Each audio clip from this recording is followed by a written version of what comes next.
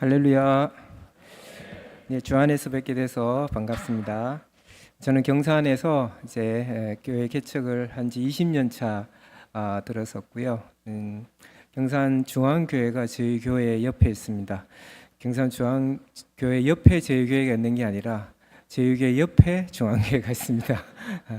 저희가 1년, 2년 정도 먼저 들어왔기 때문에 저희가 그렇게 표현하고 있습니다.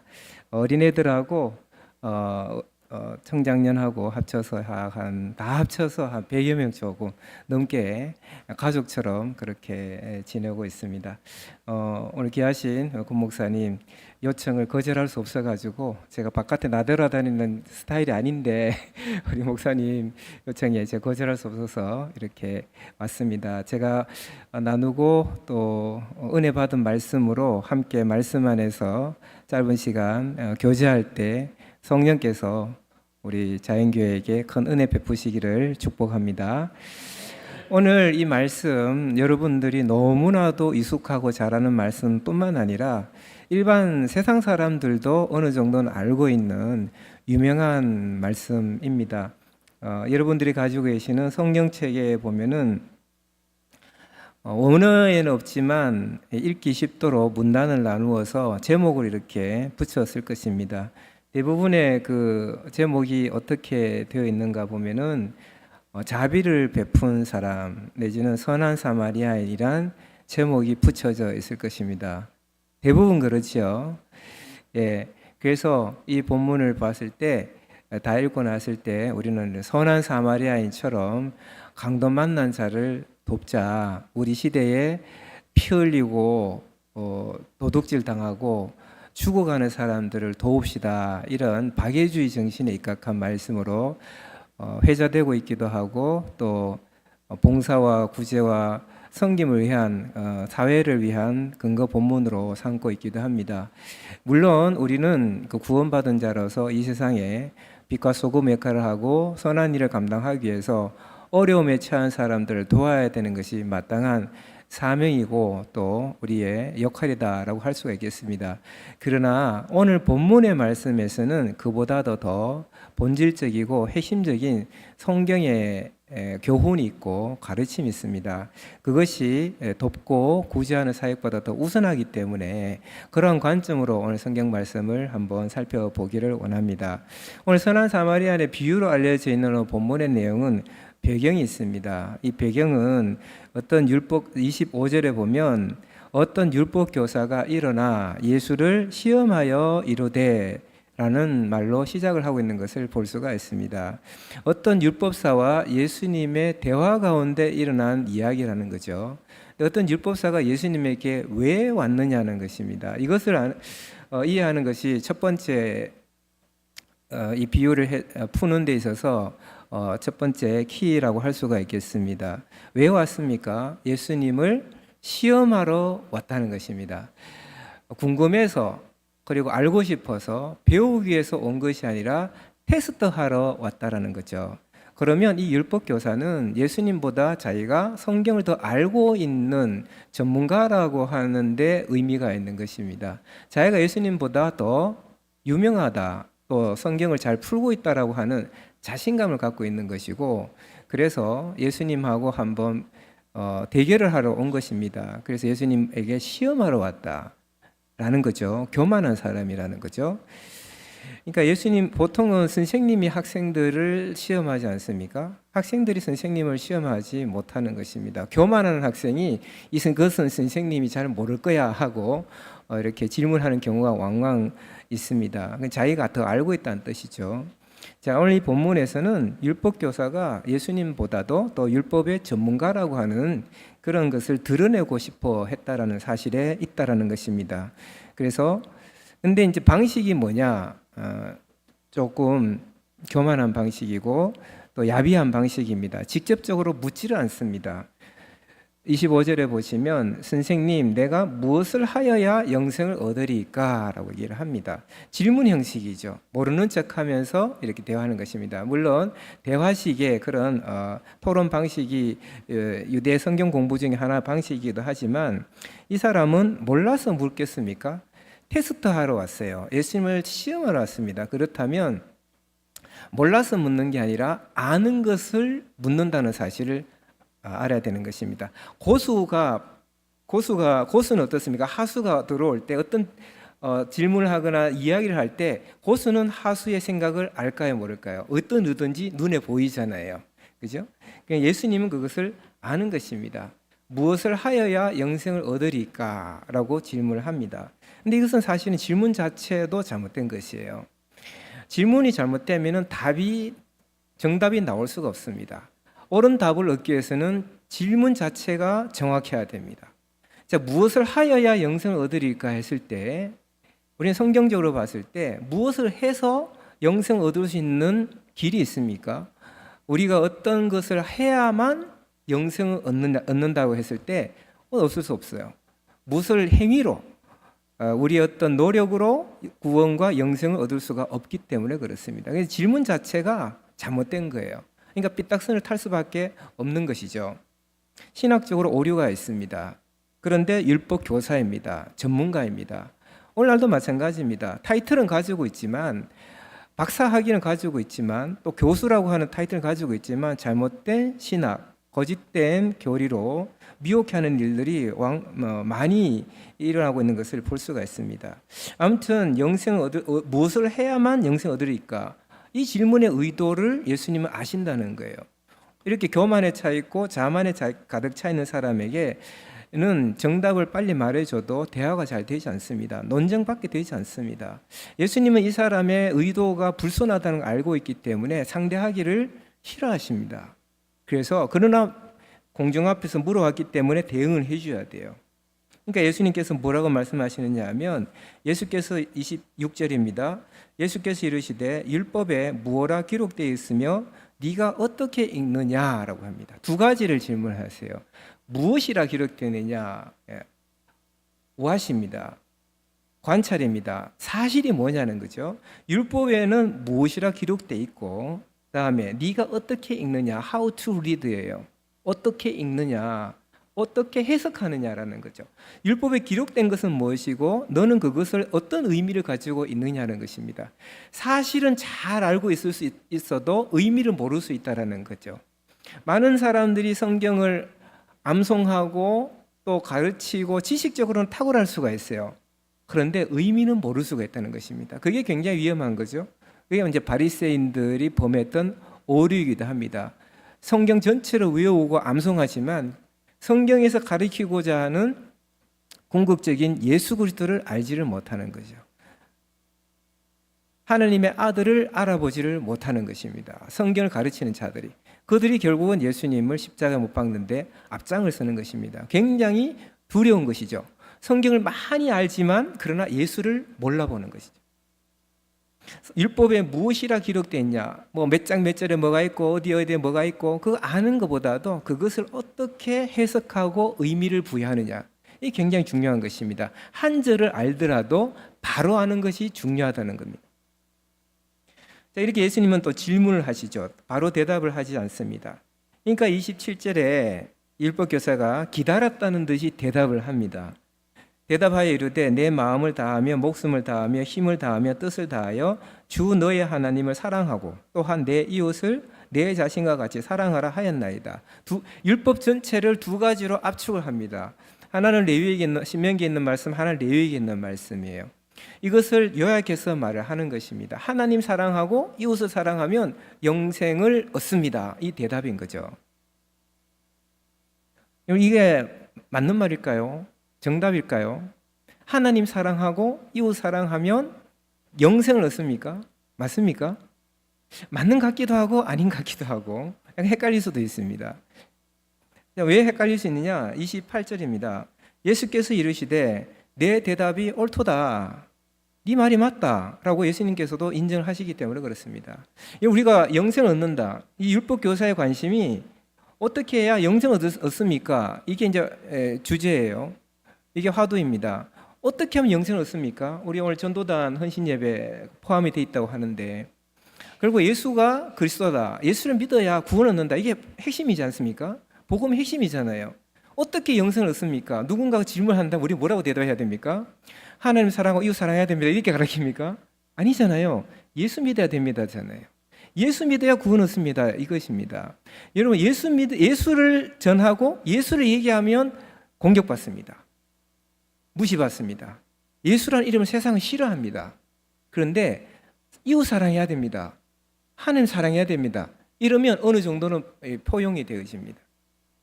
근데 여러분, 질문을 우리가 다시 해볼 필요가 있습니다. 율법에 기록된 대로 하나님 사랑하고 이웃 사랑하는 기준이 무엇입니까?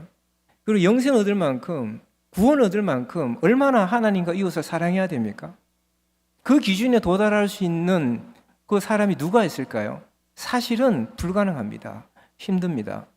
하나님과 이웃을 사랑해서 영생을 얻을 만큼의 어떤 기준에 이르기 위해서는 우리가 기준도 모호하지만 그것을 다 우리 구원 얻을 만큼 너 하나님 사랑했어, 너 구원 얻을 만큼 이웃 사랑했어 라고 통과할 사람이 과연 몇 명이나 될까요? 성경에는 모든 사람이 죄를 범하였음에 하나님의 영광에 이르지 못하였다고 되어 있습니다. 100가지, 1000가지, 10,000가지 선을 행했다 할지라도 내가 오늘 한 사람 미워하고 시기하고 살인하면 이 사람은 살인자예요. 그 사람 죄인이에요. 천국은 죄가 있으면 못 들어가는 것입니다. 죄를 씻어야만 가는 것입니다. 내가 한 사람 살인하고 한 사람에게 도둑질하고 이렇게 해서 살인자요 도둑자요 그렇게 낙인이 찍혔습니다. 그럼 그걸 만회하기 위해서 하나님과 이웃을 사랑하면 그것이 없어집니까? 그것이 이렇게 용서가 됩니까? 그런 세상의 법이 있습니까? 세상의 법도 그렇지 않습니다. 그 죄만 따지는 거죠. 정상 참작의 여지는 있을 수 있지만 그 죄는 없어지지 않습니다. 그 죄를 죄 사함의 복음은 오직 예수 그리스도의 보혈밖에 없는 거죠. 예수님밖에 없는 것입니다. 예수님을 믿어야 구원받는 것이지 우리의 행함이나 어떤 율법적인 선행이나 도덕이나 이런 것들로는 구원 얻을 수가 없다라는 것입니다. 그런데 예수님은 왜 내 대답이 옳도다라고 말씀하셨을까요? 이를 행하라 그러면 살리라 이렇게까지 말씀하십니다. 그 말은 뭐냐? 율법에 기록된 대로 하나님과 이웃을 사랑하면 구원을 받는다 이 말이에요. 율법에 기록된 모든 것을 다 지켜라. 그러면 구원받는다는 것입니다. 그러면 이 사람은 과연 율법에 기록된 대로 다 지켰다라고 할 수가 있는 사람인가? 라는 거죠. 이 율법 교사는 어떤 사람인가? 예수님은 거의 두 가지를 질문했습니다. 율법에 무엇이라 기록되어 있으며 26절이죠. 무엇이라 기록되어 있으며 두 번째 네가 어떻게 읽느냐라는 질문 앞에서 하나만 대답한 거죠. 무엇이라 기록되어 있는가? 사실만 얘기한 것입니다. 성경은 하나님을 사랑하고 이웃을 사랑하는 것을 강조하고 있습니다. 그러나 그것이 곧 구원에 이르는 길이라고는 얘기하지 않아요. 우리는 구원을 받았기 때문에, 예수를 믿기 때문에 하나님 사랑하고 이웃을 사랑하는 것입니다. 영생을 얻기 위해서 사랑하는 게 아니라는 거죠. 그러니까 율법 교사는 뭐냐? 무엇이라 기록되어 있는 건 알지만 어떻게 읽느냐는 답이 없는 거죠. 율법이 계속해서 말씀 가운데서 하나님의 사랑과 이웃 사랑에 대해서 많은 가르침이 있는데 그 말씀을 볼 때마다 우리에게는 어떤 마음이 들어야 됩니까? 그 말씀대로 사는 말씀도 있지만 못 사는 말씀들이 엄청나게 많잖아요. 말씀은 나를 찌른단 말이죠. 못 사는 게 너무 많아요. 그러니까 그 말씀, 율법을 통해서 우리가 무엇을 바라봐야 됩니까? 율법을 지키지 못하는 나의 한심함, 연약함, 부족함을 계속해서 보면서 어디로 나가야 됩니까? 주님의 은혜 앞으로 나가야 되는 거예요. 십자가 앞으로 나가야 되는 거예요. 난 부족합니다. 연약합니다. 주님 나에게 힘 주십시오. 성령님 함께 해 주십시오. 주의 능력을 다해 주십시오. 그렇게 해서 계속해서 은혜의 보좌 앞으로 계속해서 나가야 되는 것입니다. 그래서 나갈 때 하나님이 주시는 은혜와 힘을 힘입어서 다시 내가 못했던 율법을 순종하려고 그렇게 나가는 것입니다. 율법은 그런 거예요. 율법은 뭐죠? 거울이에요. 거울. 우리 자신의 부족함과 연약함을 보게 하는 것입니다. 그리고 표대입니다. 하나님을 바라보게 하는 것입니다. 그래서 율법을 몽학선생이다, 초등학문이다, 그리스도교로 인도하는 가정교사다라고 얘기하는 것입니다. 그래서 율법을 통해서 그리스도를 바라보게 하고 하나님의 은혜를 바라보게 하는 쪽으로 나가야 하는데, 이 율법 교사는 내가 율법을 지켜서 영생을 얻을 수 있다라고 착각하는 사람이에요. 그러니까 예수님은 네가 그렇게 믿으면 네 말대로, 네가 잘 알잖아, 너 아는데, 알고 있는데 왜 나한테 물어? 그거예요. 네 대답이 옳잖아, 너 알고 있는 건 나한테 물었잖아, 너 말하는 대로 가서 살아, 이거예요. 교만과 자만과 자기 의로 가득 차 있는 사람한테는 올바른 가르침을 줘도 받아들이지 않습니다. 책 제목에 이런 제목이 있습니다. 묻지 않는 자에게 대답하지 말라. 묻지 않는 대답. 배고픈 사람에게 뭘 줘야 맛있게 먹는 법이고, 갈급한 사람에게 줘야지 고마움을 아는 법입니다. 배부른 사람에게는 안 됩니다. 예수님도 배부른 사람에게는 어쩔 수가 없었어요. 바리새인들이 예수님 말 듣습니까? 종교의로 가득 찬 대제사장 예수님 받아들입니까? 그렇지 않습니다. 왜 하나님의 나라가 세리와 죄인과 그리고 창기들이 가까이 가느냐? 그들은 자타가 공인하는 가난한 자, 배고픈 자, 스스로가 죄인이라고 하는 사람들이에요. 그러니까 예수님 받아들일 수밖에 없는 것이죠. 그런 사람들이 하나님의 나라에 가깝다. 왜? 자기 의를 내세울 수 없는 사람이기 때문에, 자랑할 수 없는 사람이기 때문에. 그러니까 하나님의 은혜를 선물로 받아들이는 것입니다. 그게 아니라 자기의 의가 가득 차이고 공로가 있고 내세울 게 많고 자랑할 것이 있고, 요즘 말로 어깨 뽕이 들어갈 만한, 내가 낸데 하면서 이런 내세울 수 있는 사람은 뭐가 들어갈 자리가 없을까요? 은혜가 들어갈 자리가 없습니다. 하나님의 성령이 들어갈 자리가 없는 것입니다. 하나님의 영, 예수님의 영이신 성령은 낮은 자에게 임하시기 때문에 그렇습니다. 스스로가 낮아진 자에게 임하기 때문에 그렇습니다. 그래서 이 율법 교사가 첫 번째 질문이 내가 어떻게 하면 영생 얻었습니까? 했을 때 답을 자기가 질문하고 자기가 말했어요. 그렇죠? 자기 스스로가 하나님 사랑하고 이웃 사랑하고 그거 다 지키면 구원 얻습니다. 자기 스스로 대답을 했지 않습니까? 정말 궁금한 것이라면 그냥 끝나야 돼요. 여기서 끝나야 돼요. 그래서 끝나고 집에 가야 됩니다. 근데 이 사람이 집에 안 가요. 집에 안 가. 숨은 의도가 따로 있기 때문에 그렇습니다. 그게 뭘까요? 29절입니다. 29절 같이 한번 읽을까요? 시작. 그 사람이 자기를 옳게 보이려고 예수께 여짜오되 그러면 내 이웃이 누구니까? 라고 해요. 이 사람의 진짜 의도가 여기에 나와 있는 거예요. 오늘 이 비유의 말씀을 해석하고 결론을 제대로 내리기 위해서는 이 구절을 잘 이해해야 됩니다. 자, 율법교사의 의도가 드러났습니다. 율법교사의 의도가 뭡니까? 자기를 옳게 보이려고. 이게 율법교사의 의도예요. 예전에 개역개정 성경에는 자기의 의로움을 나타내 보이려고. 자기의 의로, 무슨 의라는 거죠? 나 율법을 지켜서 이런 의예요. 나 영생을 얻을 만큼 율법을 지킨 사람이야. 비슷한 이야기가 있죠. 어떤 부자 청년이 예수님께 나와가서 내가 무엇을 하여야 영생을 얻었습니까? 그러니까 예수님이 하나님 사랑하고 이웃 사랑해라.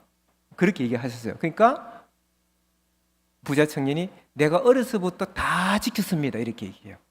네가 한 가지 부족한 게 있다. 네게 있는 가난한 재산을 다 팔아서 가난한 자에 주고 그 다음에 나를 따르라. 그러니까 그 부자 청년이 근심하고 돌아갔다고 얘기했죠. 그러니까 예수님께서 하신 말씀이 부자가 천국 가는 것이 얼마나 어려운지, 낙타가 바늘길을 통과하는 것이 더 쉽다라고 얘기했죠. 부자 청년이 나는 어려서부터 율법을 빠짐없이 다 지켰다고 했는데 그러면 너 구원 받는다고 얘기해야 되잖아요. 근데 예수님은 그 마음에 진짜 중심을 아신 것이죠. 자기의 율법을 지켜서 자기의 공로로 말미암아 구원을 얻을 육체가 없는데도 불구하고 그는 착각하고 있는 것입니다. 율법을 다 지켰다 할지라도 네 마음의 중심이 재물이라면, 네 마음에 하나님보다 더 사랑하는 것이 있다면 너 구원 못 받는다는 거예요. 또 예수님 그렇게 말씀하셨어요. 너 재물을 다 버리고 가난한 데 주면 구원 받는다, 이게 말씀하지 않았어요. 다 주고 나서 그 다음에 나를 따르라라고 얘기했어요. 예수님을 따라야 되는 것입니다. 율법을 지키거나 내 재산을 다 팔아서 준다고 한들 구원을 얻을 육체가 없는 거예요. 부자 청년은 나 이만큼 성실하게 율법을 지켰고 또 부를 많이 쌓았다. 그러니까 부를 많이 쌓았다는 것은 복 받았다 이 말이거든요. 이만큼 복을 받았으니 나 구원 받지 않겠습니까? 인정받으려고 온 거거든요. 근데 예수님 앞에 나가 본전도 못 건지고 이제 돈이 아까워가지고 예수님하고 멀어지는 거죠. 오늘 율법교사는 마찬가지입니다. 자기를 옳게 보이려고 내가 낸데 나 이만큼 괜찮은 사람이야 라고 드러내고 싶었던 거예요. 예수님하고 맞짱 떠가지고 예수님보다 더 율법적으로 더 의롭고 더 알고 있는 전문가라는 사실을 모든 사람들에게 알리고 싶었던 거죠. 나 구원받은 사람이라는 것을 모든 사람들이 알아주기를 바라는 마음이에요. 자기의라는 것입니다. 이 율법교사는 어떤 사람이냐? 자기의로 꽉 차 있는 사람이에요. 자기 자랑, 자기 성취, 자기 노력, 자기 공로, 쉽게 말하면 세상에서 성공한 사람이에요. 신앙적으로도 외적으로 타인이 보기에 성공한 사람이에요. 율법교사는 이스라엘 사회에서 가장 사람들이 선호하는 직업입니다. 우리나라로 말하자면 사실은 이제 목회자나 신학자에 속하는데 사회적인 레벨로 생각하면 소위 말하자면 뭐 판검사, 대법원장 이런 사람들이에요. 율법교사가 위치가 그런 사람들입니다. 율법을 달달달 외우는 사람이에요. 굉장히 전문가입니다. 그런데 그와 같은 자리에서 이 사람은 어떤 사람이었냐? 아, 내가 낸데 하면서 옳게 보이려고 자기 자랑. 우리 6.25 사회, 대한민국 사회, 이제 조선 사회에 사람들이 공부하고 또 이렇게 열심히 사는 이유가 뭡니까? 입신양명이라고 하죠. 내 이름 내고 우리 가문 내세우는 거. 그겁니다. 내 알아주는 게 곧 성공이에요.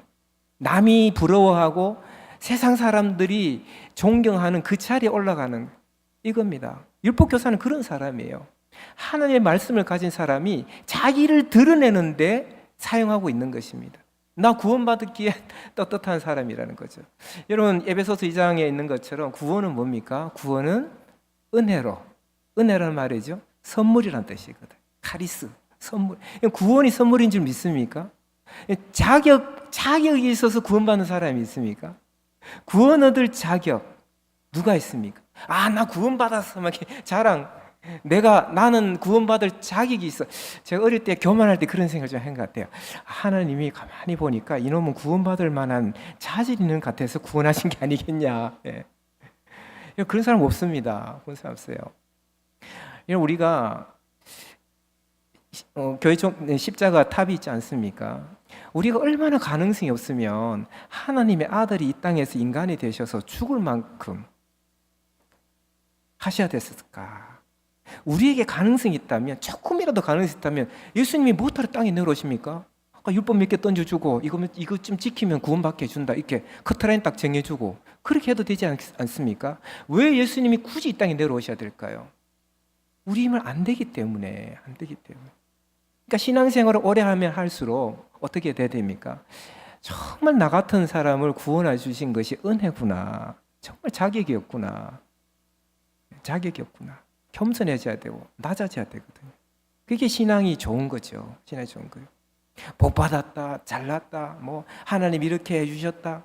그 은근히 그 안에서 뭐가 들어갑니까? 내 의가 들어가는 거예요. 우리 집안의 의가 들어가는 거죠. 자기가 내세울 것이 없으면 뭘 자랑합니까? 또 자식 자랑하는 거죠. 우리 자식이 이렇게 해서 뭐 들어갔대. 저희들도 거기에서 벗어날 수가 없어요. 특히 목회자니까 자녀가 또 잘 돼야 되잖아요. 자녀가 못되면 판단을 받는단 말이죠. 가르치기만 하면 뭐해, 뭐 저렇게 하면 뭐해. 자녀가 저 모양인데 이러면 다 무너지거든요. 자녀가 잘 돼요. 다행인지 불행인지 모르지만 저희 자녀가 좀 잘 돼가지고 좀 내세울 만한 것이 좀 있어가지고 요거를 말하고 싶은 마음이 막 이렇게 들더라고요, 사실. 그 말하면 안 되거든요. 왜냐하면 시험 드는 성도들도 있고 그것이 또 뭐 이렇게 다 은혜인데 하나님은 은혜다. 은혜 의식이 가득해야 되는 것입니다. 오늘 우리 헌신 예배인데 오늘 다들 헌신 예배니까 뭘 해야 됩니까, 여러분? 헌신 예배 때는 공통으로 해야 될 것이 있습니다. 집에서 하실 일, 다 같이 교회 오실 때 헌신 신고 오셔야 돼요. 새신 신고 오면 안 됩니다. 이름 자체가 헌신 예배이기 때문에. 네. 헌신했을 때 이게 약간의 어폐가 있습니다. 왜냐하면 우리 것을 자꾸 드려야 된다. 근데 꼬불진 않는데 자꾸 내야 된다. 그거 넣으면 안 된다. 이런 느낌이 좀 없잖아 있습니다. 자꾸 내 거 챙기는 느낌이 있으니까 헌신 예배 1년 12번 할 때마다 헌신 이렇게 12번 하면서 다 내놔야 된다. 이런 느낌이 좀 저는 있었어요. 어릴 때. 근데 가만히 생각해 보니까 내가 내 거라고 생각하는 것이 얼마나 교만한가라는 거예요. 하나님께서 다 주신 것인데 하나님께서 주신 것을 다시 돌려드리는데 왜 내가 헌신이라는 말을 왜 하지? 내 거가 아니지 않습니까? 모든 게 하나님의 주신 선물이잖아요. 선물. 선물 줬다 뺐으면 기분 나쁘지만, 그냥 하나님께로 돌려드리는 겁니다. 내 게 아니라는 거예요. 그런 의식이 있을 때 우리는 헌신이 뭡니까? 내 것을 드리는 게 아니라 하나님께서 나에게 주신 것을 도려내 드린다는 마음으로 있을 때 순수한 봉사와 순진한 섬김이 나올 수가 있다라는 것입니다. 잘못하면 우리는 헌신을 하면서도 또 자랑할 수 있는 거예요. 나 이만큼 헌신하는 거죠. 이만큼 헌신한다는 거예요. 하나님 보시기에는 3층 높이나 30층이나 60층이나 하늘에서는 똑같습니다. 밑에서 보면 크게 보일지 모르지만 비행기 타고 하늘 올라가면 다 똑같아요. 비행기 타고 갈 필요도 없습니다. 성암산, 경산의 높은 산만 올라가더라도 거기서 거기입니다. 우리끼리니까. 우리는 그만큼 자랑하는 것, 자기를 높이는 것을 좋아하는 존재입니다. 그것을 하면 안 된다는 거죠. 하나님 교회는 그렇게 해서는 안 된다는 거죠. 자, 그러면 이제 율법 교사가 자기를 옳게 보이려고 질문을 합니다. 내 이웃이 누굽니까? 라는 질문이에요. 이 질문이 얼마나 황당무계한 질문입니까? 여러분, 신학 전문가가, 율법 교사, 율법 전문가가 내 이웃이 누굽니까? 여러분, 주변에 옆에 있는 그 성도님들이 옆에 오셔가지고 집사님 아니면 장로님 내 이웃이 누굽니까? 물어보면 어떻게 해야 되겠습니까?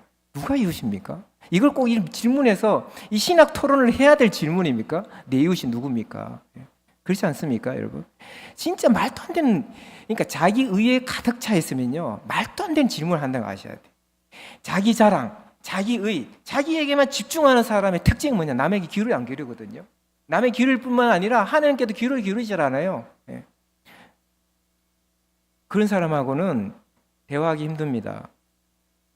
그런 사람 곁에 있으면 피곤합니다. 자기에게만 집중하기 때문에 상대가 어떤 생각을 하는지, 상대의 감정이 어떤 것인지 깨닫지를 못해요. 그 사람의 특징이 뭐냐 하면 그렇다는 것을 자기 자신만 몰라요. 다른 사람들은 알아. 저 사람은 자기만 생각하는 사람이야. 근데 본인은 그걸 몰라. 진짜 은혜가 필요하죠. 이 자기의가 굉장히 무서운 것입니다. 굉장히 무서운 것이에요. 근데 예수님이 내 이웃이 누굽니까? 라는 이 질문에 대답하시는 것이 우리가 아는 선한 사마리아인의 비유예요. 그러면 예수님께서 이 비유를 말씀하시는 이유가 무엇이겠습니까? 첫 번째, 네 이웃이 네가 모르는구나 라고 이웃을 가르쳐주기 위해서, 문자 그대로 이웃을 가르쳐주기 위해서 예수님이 이 비유를 말씀하셨다. 이게 하나의 이유가 될 수 있겠고, 또 하나, 너는 의로운 사람이 아니야 라고 가르쳐주기 위해서 말씀하시는 거예요. 어느 것일까요? 두 번째겠죠. 자기를 옳게 보이려고 내 이웃이 누굽니까가 왔으니까 예수님이 말씀을 하시는 이유는 너는 의로운 사람이 아니야, 이거를 가르쳐주기 위한 거예요. 근데 자기의와 자기 자만에 가득 차 있는 사람에게 너는 교만해, 너는 자만해, 그러면 이 사람이 아이고 그렇습니다, 교만합니다, 죄송합니다, 겸손해졌습니다, 그렇게 얘기합니까? 화부터 냅니까? 화내잖아요. 자기 자만에 가득 차 있는 사람은 조언이 들어가질 않아요. 그래서 예수님이 우회적으로 설명하시는 것입니다. 자, 여기에서 이제 바로 결론 내리겠습니다. 앞에 있는 내용은 아시잖아요. 그 여리고로에서 내려가는 유대인이 강도를 만나서 이제 죽어가고 있습니다. 제사장이 지나가고 레위인이 지나가고 종교인들은 지나가요. 그다음 누가 옵니까? 사마리아라고 사는 사람이 와서 도와줍니다. 그래서 이제 주막에 데리고 왔다가 또 필요하면 내 돈 더 줄 테니까 돌아올 때 내가 돈 주겠다, 잘 보살펴 달라, 이렇게 얘기를 합니다. 이 내용은 이제 너무 잘하죠. 이 내용만 보면 초등학교 3학년한테도 어떻게 살아야 돼? 이렇게 하면 사마리아 사람처럼 살아야 됩니다, 이렇게 얘기를 하잖아요. 너무나도 쉽죠. 그럼 그렇게 간단한 질문일까요? 잘 한번 보시기 바라겠습니다. 36절에 보겠습니다. 36절 같이 한번 읽겠습니다. 시작. 네 생각에는 이 세 사람 중에 누가 강도 만난 자의 이웃이 되겠느냐? 이 질문이 전곡과 핵심을 찌르는 아주 예수님의 놀라운 질문입니다. 너무 쉽게 그냥 대충 이렇게 보일 수 있는 질문이겠지만, 이 세 사람 중에 누가 강도 만난 자의 이웃이 되겠냐? 정답이 뭡니까? 강도 만난 자의 이웃이 누구입니까? 37절에 나왔죠. 이르되 자비를 베푼 사람이다. 사마리아 사람이라고 말을 못해요. 자비를 베푼 사람이라고 해요. 왜? 사마리아라고 하는 사마리아 사람이란 말하는 것 자체가 부정타는 언어이기 때문에 그렇습니다. 아수르의 침공에 의해 가지고 혼혈 민족이기 때문에 사마리아 사람을 부정하고 그 땅을 밟지도 않았어요. 그러니까 아예 그 단어를 부르지도 않았기 때문에 자비를 베푼 사람이다라고 얘기합니다. 자, 이 사람이 답을 말했습니다. 내 이웃이 누구냐라고 답을 말했어요. 29절에 내 이웃이 누굽니까? 스스로가 질문을 했죠. 스스로가 내 이웃이 누굽니까? 율법교사의 질문이에요. 내 이웃이 누굽니까? 내 이웃이 누굽니까? 라는 답이 37절입니다. 자비를 베푼 사람이다. 자, 우리는 사마리아 사람이라고 얘기할 수가 있죠. 내 이웃이 누굽니까? 라고 답이 뭡니까? 답이 사마리아 사람이에요. 자, 율법교사의 이웃이 누구입니까? 사마리아 사람이 이웃이 돼버렸죠. 이해가 되십니까? 그런데 우리는 적용을 어떻게 하느냐? 갑자기 이웃이 강도 만난 사람을 돌변해버립니다. 율법교사의 이웃은 지금 본문 속에서 누구로 나타났습니까? 누구로 결론 맺었습니까? 사마리아 사람으로 결론 내렸습니다. 그런데 우리는 이제 어떻게 적용을 하느냐? 붕 뛰어버려가지고 자, 이제 우리 이웃을 도웁시다 해가지고 누구를 도와요? 강도 만난 자를 도우러 가요. 자, 정답이 강도 만난 자가 이웃입니까? 사마리아 사람이 이웃입니까? 사마리아 사람이죠. 제가 이것을 성경 공부를 가르치는데 누가 제일 못 알아듣느냐? 교회를 오래 다닌 사람들일수록 못 알아들어요. 교회를 적게 다닌 사람이거나 어린 사람일수록 빨리 알아들어요. 왜? 전부 다 강도 만난 자를 이웃으로 생각하고 있기 때문에 그래요. 강도 만난 자가 이웃인데 왜 자꾸 사마리아 사람을 이웃이라고 말합니까? 라고 자꾸 이렇게 피드백을 해요. 못 알아들어요. 저는 그렇게 얘기합니다. 아니, 지금 성경에 그렇게 돼 있지 않습니까? 성경에 29절에 보면 내 이웃이 누굽니까? 라고 율법교사가 질문했어요. 37절에 자기 스스로가 대답을 했어요. 자비를 베푼 사람이다. 맞죠? 자비를 베푼 사람이 이 율법교사의 이웃인 것입니다. 누가 이웃입니까? 물론 우리는 크게는 오늘 현대 사회에서는 강도 만난 사람도 이웃이에요. 오늘 본문에서는 자비를 베푼 사람, 사마리아인이 이웃입니다. 무슨 말일까요? 이 말이 평소에 이 율법교사는 사마리아 사람을 이웃이라고 생각했을까요? 안 했을까요? 안 한 거예요. 저주받은 사람이라고 무시하고 혐오하고 차별한 사람입니다. 그 사람이 너의 이웃이라는 거예요. 율법교사가 충격받은 거죠. 이 사람은 왜 내 이웃이 누굽니까? 라고 질문했느냐? 평소에 이웃을 도운 사람이에요. 예수님으로 하여금 이 사람이 알고 있는 것을 자꾸 질문한다고 말씀드렸죠. 내 이웃이 누굽니까? 라고 했을 때 너의 이웃은 유대인이지 않느냐? 너 주변에 같이 살아가는 동족이지 않느냐라는 말을 기대했던 거예요. 근데 이 사람은 율법교사는 평소에 구제하고 섬기고 도왔던 사람이에요. 자기가 그동안 얼마나 했던 것, 얼마나 많이 도왔나, 얼마나 이웃을 섬겼나라는 하는 것을 그 내용을 모든 대중들 앞에 드러내서 인정받기를 원했던 거예요. 근데 예수님은 네가 무시한 사람이 있잖아. 혐오하고 차별하고 인간 취급 안 한 그 사람 있잖아. 그 사람도 이웃을 생각했어? 이거예요.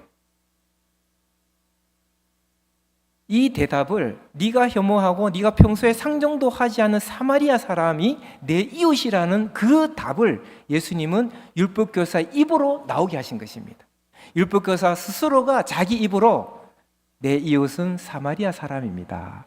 자비를 베푼 사람입니다. 라고 실토를 하게 하신 것이에요. 그러니까 예수님의 이 대화법이 얼마나 탁월한 대화법인지 모릅니다. 누가 강도 만난 자의 이웃이냐라고 얘기했어요. 누가 선한 사마리아인의 이웃이냐라고 묻지 않았어요. 강도 만난 자의 이웃이냐라고 물었습니다. 그렇다면 이 율법교사는 무엇이 됩니까? 강도 만난 자가 되는 거예요. 율법교사는 강도 만난 자라는 것을 알아야 된다는 것입니다. 강도에게 공격당해서 돈 빼앗기고 맞고 피를 흘리며 죽어가는 그런 누군가의 도움을 받지 않으면 구원받을 수 없는 사람이라는 사실을 알아야 되는 것입니다. 율법교사는 율법을 다 지켜서 구원받을 수 있는 사람이 아니라 오히려 강도를 만나서 피 흘려 죽어가는 영적으로 파산된 상태이기 때문에 예수 그리스도로 말미암아 구원을 받아야 되는 사람이라는 사실을 깨달아야 되는 것입니다. 우리의 의로 구원받을 육체는 아무도 없다는 거예요. 우리는 피 흘려 죽어가는 강도의 입장이라는 것입니다. 때문에 스스로의 노력에 의해서 스스로의 또 회복력에 의해서 회복되는 게 아니라 분명히 성경에서는 죽어가는 자라고 되어 있어요. 죽어가는 자.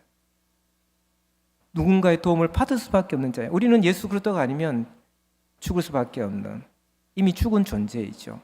죄와 허물로 죽었던 너희를 살리셨도다. 우리는 죽은 자예요. 죽을 뻔한 존재가 아니라 앞으로 죽을 존재이면 이미 죽었다라고 얘기하는 것입니다. 성경은 지금 목숨이 살아있으니까 살아있다라고 얘기하는 게 아니죠. 살았으나 죽은 자로다라고 얘기하는 것이고요. 내일 모레 멸망이 오면은 오늘 죽었다라고 이미 죽은 걸로 얘기하는 것입니다. 그리스도가 없으면 우리는 죽은 존재입니다. 누가 강단 만난 자의 이웃이 되겠느냐? 예, 자비를 베푼 사람입니다. 그러니까 강도 만난 자 입장에서는 자기의 이웃이 누구죠? 예, 사마리아인이 자기 이웃이 되는 거예요. 자비를 베푼 사람. 여러분 누가 여러분의 이웃입니까? 오늘 본문에 의하면 여러분들에게 자비를 베푼 사람이 여러분의 이웃입니다. 은혜를 베푼 사람이 여러분의 이웃입니다. 그래서 사람은 은혜를 알아야 돼요. 감사를 알아야 되는 것입니다. 가장 큰 은혜를 베푸신 분이 누구입니까? 하나님이시죠. 예수 그리스도시죠. 여러분들에게 말씀을 전달해 준 사람이에요. 여러분들을 위해서 중보한 사람들입니다. 그들이 여러분들의 이웃입니다. 그들도 잘 섬겨야 되는 것입니다. 우리는 이 땅에서 소외받고 가난하고 강도 만난 사람들 도와야 하지만 이들도 이웃이고, 그러나 우리는 모든 사람들이 이웃이라는 사실, 특별히 오늘 이 율법교사의 입장에서 봤을 때 그동안 무시하고 천대하고 너는 인간이 아니야 라고 혐오하는 그 사람도 너의 이웃이라는 사실이에요. 이 사람을 사랑할 수 있어? 이 주님이 주시는 도전인 거죠. 평소에 이웃이라고 생각 안 했던 그 사람, 너의 이웃이야. 너 사랑할 수 있어? 도전하는 것이에요. 그게 예수님의 마지막 말씀인 것입니다. 37절 다 같이 한번 읽겠습니다. 시작. 이르시되 자비를 베푼 자니이다. 예수께서 이르시되 가서 너도 이와 같이 하라. 이와 같이 하라. 이 말씀 때문에 갑자기 이제 강도 만난 자를 떠오르는데 막 가는 거죠. 이게 누구에게? 너에게 자비를 베푼 사람, 그 사람에게 이처럼 해라. 혐오하는 사람에게 자비를 베풀라라 그죠. 그래서 너무 힘들어요. 저는 이 말씀 볼 때 은혜도 되지만 너무 힘들어요. 왜? 나랑 수만 좀 틀리고 생각이 좀 다르고 스타일이 좀 다르고 의견이 좀 다르면 멀리 하자. 선 긋고 살잖아요. 안 보면 되잖아요. 외쳐가면 되잖아요. 더군다나 내가 혐오하는 사람, 그 사람을 내가 이웃으로 생각할 수 있을까? 안 되는 거죠. 안 돼요. 우리는 이런 사랑을 할 수가 있을까요? 유대인이 이 율법교사가 예수님이 가르쳐 주신 것은 야 사마리아 사람이 너희 이웃이야 라고 가르쳐 주니까 아 그렇구나 하고 이웃 사람을 위해서 사마리아 사람 찾아갔을까요? 성경은 침묵하고 있습니다. 성경 그 다음에 기록하지 않고 있습니다. 모르는 해도 할 수 없었을 거라고 생각해요. 우리의 인간의 힘과 노력으로 이웃을 섬기고 사랑해서 구원 얻을 육체가 없습니다. 성경 그것을 얘기하는 거예요. 그게 아니라 그렇기 때문에 우리는 하나님의 은혜로 구원받아야 하는 존재이고 구원을 받았기 때문에 우리는 이러한 사랑을 해가야 되는 존재를 성령의 은혜로 말씀의 힘으로 하나님처럼 예수님처럼 그렇게 살아가야 하는 존재라는 사실이라는 거죠. 이 말씀은 우리의 무기력감과 구원에 이룰 수 없는 인간 실존의 한계를 보여주는 것입니다. 은혜로 구원받는 존재, 은혜로 구원받았기 때문에 우리가 혐오하고 싫어하는 사람들조차도 사랑해야 되는 존재라는 것을 우리에게 보여주는 것입니다. 이 하나님의 사랑, 이웃 사랑, 우리의 힘과 노력으로는 한계가 있죠. 우리는 좋아하는 사람, 마음에 드는 사람, 관계가 있는 사람에게만 뻗칠 수밖에 없는 게 우리의 한계인 것입니다. 하나님은 그 지경을 넓히기를 원하십니다. 바꾸기를 원하십니다. 정말 사랑할 수 없는 사람까지도 사랑할 수 있는 그런 사람, 섬길 수 있는 사람, 그 나게 나가길 원하는 거죠. 그러나 우리는 연약해요. 우리는 약해요. 그러니까 무엇이 필요합니까? 성령의 은혜가 필요한 거죠. 기도가 필요한 거예요. 말씀 앞에 나아가서 우리가 얼마나 부족한지를 살펴야 되는 것입니다. 이 때문에 우리는 모든 선한 일들이 우리의 힘으로 하는 것이 아니라 하나님의 주시는 거저 주시는 은총과 힘으로 한다는 사실을 깨닫는 것입니다. 그렇기 때문에 그와 같은 섬김과 그와 같은 봉사에는 자랑이 있을 수가 없고 기쁨과 감사와 오직 하나님께 영광을 돌리는 길이 거기에서 나온다는 사실인 것입니다. 오늘 헌신 예배인데 오늘 이와 같은 하나님의 은혜, 거저 베풀어 주신 구원의 은총과 은혜를 매주 주일마다 예배를 통해서 우리 교제를 통해서 확인하고 정말 이것이 나의 의로움이 아니라 내 자랑이 아니라 하나님이 주신 은혜의 영광을 찬미하는 도구가 되고 과정이 되고 또 수단이 되는 그런 은혜로운 섬김의 손길, 참된 이웃을 사랑할 수 있는 저 여러분 될 수 있기를 축복합니다. 함께 기도하시겠습니다. 우리 짧지만